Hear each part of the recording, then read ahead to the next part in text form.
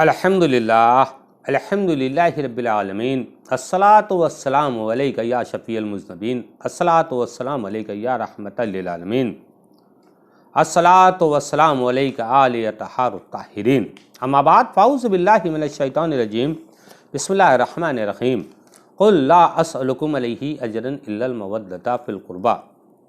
नाज़रीन अस्सलामु अलैकुम। अल्लाह रब्बे कदीर ने जिस आय मुक़द्दसा का ये शर्फ़ हमें बख्शा है 25वें पारे की आयत सूरह शूरा की है, आयत नंबर 23 है, जिसमें कुरान पाक फरमा रहा है, कुरान पाक में अल्लाह फरमा रहा है कुल ला अस्अलुकुम अलैहि अजरन इल्लल मवद्दता फ़िल क़ुरबा। तो इसका तर्जुमा है शान बहवाले कंजुल ईमान, नहीं मांगता मगर तुम फरमाओ। इसका तर्जुमा है तुम फरमाओ। किससे कह रहा है? अल्लाह रब्बे करीम से। तुम फरमाओ इस पर तुमसे कुछ उजरत नहीं मांगता मगर कराबत की मोहब्बत। मालूम यह हुआ कि आका नबी करीम सल्लल्लाहु अलैहि वसल्लम से अगर मोहब्बत कायम रखना है तो उनकी औलादों से बेपनाह मोहब्बत हमें करनी पड़ेगी। ठीक, तो अब आइए शान नुज़ूल ये आयत नाजिल की हुई हुज़ूर करीम सल्लल्लाहु ताला अलैहि वसल्लम जो हिजरत फरमा कर मदीने की गली को, वहाँ की सरजमी को अपने पाए नाज़ मुबारक, पाए नाज़ रहमत से सरफराज किया है, तो वहाँ जब खुदाम आस्ताना ने देखा कि अल्लाह के भी सरवर कौनो मका बहुत मसरूफ़ हैं, तो खुदाम आस्ताना ने माल कुछ इकट्ठा किया और दरबार रिसालत में जलवागर होकर के आका नबी करीम सल्लल्लाहु अलैहि वसल्लम के हुजूर में ये अर्ज़ी पेश की कि हुजूर आपके ज़िम्मे मसारिफ बहुत हैं, तो हम चाहते हैं कि हमारा नजराना आप कबूल कर लें। बस जिब्रील अमी आ गए और ये आयत नाजिल हुई। तो मालूम यह हुआ कि सारी दुनिया की जितनी भी चीज़ें हैं सब कुर्बान हैं दीन पर, लेकिन अल्लाह रब्बे करीम ने फरमाया कि तुम्हारा जो ईमान है मेरे रसूल और आले रसूल से मोहब्बत का ही दलील, मोहब्बत की दलील है कि अगर तुम्हें इससे मोहब्बत नहीं है तो मतलब नहीं बनता है कि तुम अल्लाह रब्बे करीम के हुजूर में मकबूलियत का मकाम रखो। आका नबी करीम सल्लल्लाहु अलैहि वसल्लम की मोहब्बत के साथ साथ अक़रबा की मोहब्बत दीन के फ़राइज़ में से है। आइए इसी नस्ल के जिन्हें अहले बैत अतहार कहते हैं, इन्हीं नस्ल के एक चिराग जिनका नाम कुतुब वहदत हज़रत सरकार सीरना बदियुद्दीन शाह साहब, जिन्हें हम लोग जिंदा शामदार कहते हैं, उनका उर्स पाक अनकरीब है और हमारे जानकारी के मुताबिक 604 उर्स मदारुल आलमीन। सारे मदारियों को और आशिकान अहले बैत को बहुत बहुत मुबारक हो। आइए इन्हीं के इसी कुरान की रोशनी में देखते हैं कि आका नबी करीम सल्लल्लाहु ताला अलैहि वसल्लम के ये शहजादे कहाँ से चलते हुए और हमारी रहबरी के लिए हिंदुस्तान तशरीफ़ लाए। आपका नाम इसमें गिरामी है अहमद, आपका लक़ब है बदियुद्दीन, कुन्यत है अबू तुराब, विलादत बासादत जहाँ आप जलवागर हुए, जहाँ आप जिसे दुनियावी ज़ुबान में कह लें कि पैदा हुए, तो यकम शव्वाल मतलब पहली ईद की बरोज़ पीर 242 हिजरी मुताबिक 856 ईस्वी दौर अब्बासिया में मुल्क शाम जगह हलब में पैदा हुए। आपके वालिद माजिद का नाम कुद्रतुद्दीन सैयद अली हलवी है। आपकी वालिदा का नाम सैयदना फातिमा सानिया उर्फ हज़रत बीवी हाजरा है। आप नजबुत तरफ़ैन सैयद हैं। आप नजबुत तरफ़ैन सैयद हैं। आका नबी करीम सल्लल्लाहु ताला अलैहि वसल्लम के जो शहजादे हैं जिनका नाम मौला हसन और मौला हुसैन है, आपका ख़ानदान उसी से कायम है।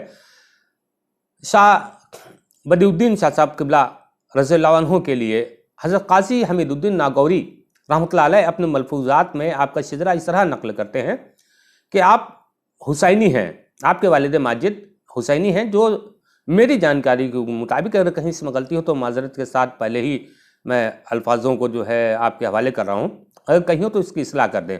आपके वालिद माजिद की तरफ से आप 12वीं पुश्त मौला अली के हैं और वालिदा माजिदा की तरफ से 10वीं पुश्त है। आप वालिद माजिद की तरफ से हुसैनी हैं और वालिदा माजिदा की तरफ से हसनी हैं। अब आप समझ सकते हैं कि जो पंजतनी चिराग हो उसको रोशनी दिखाने की ज़रूरत नहीं, क्योंकि कुरान का फैसला हमारे सामने है।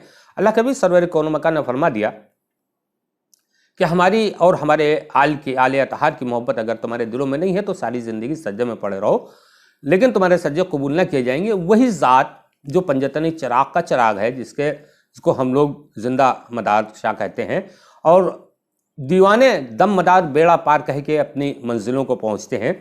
तो जाहिर सी बात है कि जो रहमत कुल सरवर कौनो मका का शहजादा है तो उसे अख्तियार है। आइए अब ये तो मालूम हो गया आपको कि सरकार सैयदना बदियुद्दीन शाह साहब की विलादत ईद की पहली तारीख़ है, 242 हिजरी है मुताबिक عیسوی کے حساب سے 856 ہے، پیر کے دن آپ کی جلوہ گری ہوئی ہے۔ تو روایات کے مطابق آپ جب اپنی والدہ ماجدہ کے آنگن میں جلوہ گر ہوئے ہیں تو آپ کے چہرے انور پر اتنا نور تھا کہ پورا مکان اس روشنی سے پورا بھرا ہوا تھا۔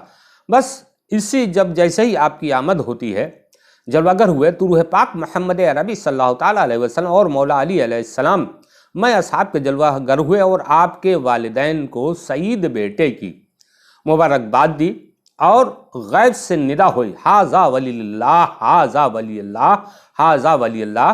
اس کا اردو ترجمہ ہے کہ یہ پیدائشی اللہ کے ولی ہیں، یہ پیدائشی اللہ کے ولی ہیں، یہ پیدائشی اللہ کے ولی ہیں۔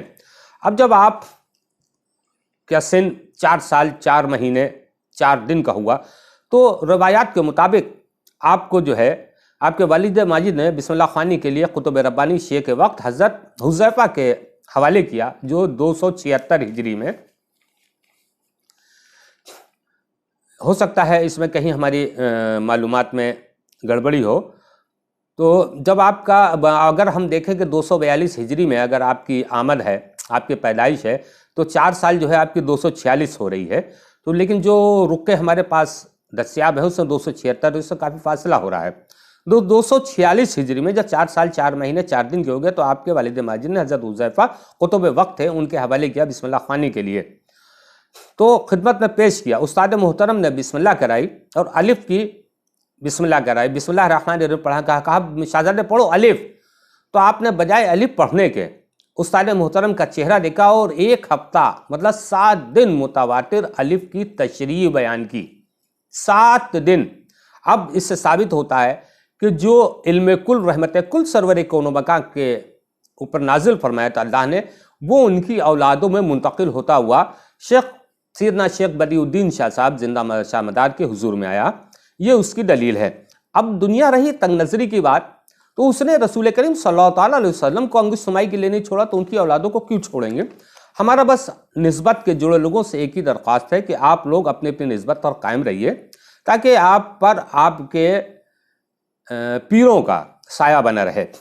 تو آپ کو جب الف کی تشریح بیان کی آپ نے 1 ہفتہ، تو آپ جو تھے اٹھے اور اپنے ساتھ اس شہزادے سیدنا شیخ بدیع الدین شاہ صاحب کو لیا اور آپ کے والد ماجد حضور میں پہنچے کہ حضور یہ شہزادے پڑھے پڑھائے ہوئے ہیں، ان کو جو ہے پڑھنے پڑھانے کی ضرورت نہیں ہے، ایسا کیجئے کہ آپ ان کو رسمی جس طرح یہ پڑھیں اس طرح پڑھوا دیجئے، باقی ان کو پڑھانے کی ضرورت نہیں ہے، ان پر ساری جتنی بھی علم ہے ان پر جو ہے ان کو فوقیت حاصل ہے۔